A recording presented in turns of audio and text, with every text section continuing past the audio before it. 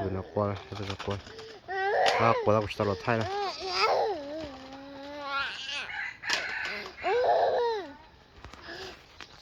cái một tu thai ô mày bao rồi ha cái nào cho cái mà trong bát tài ha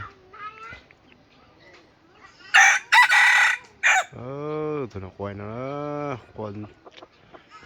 chuột chờ hoặc qua hơi chờ đó nè tụi nó qua số nhà chờ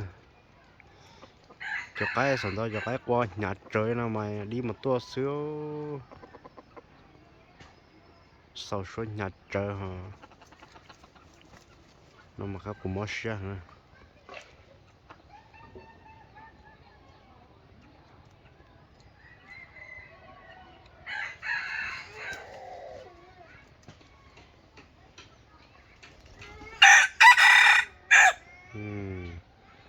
sau dùng cơ đó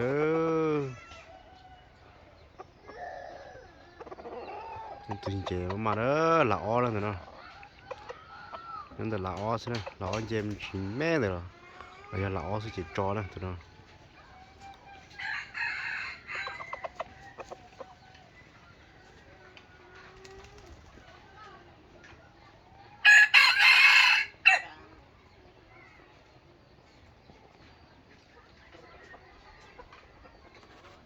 quay xuống thì sao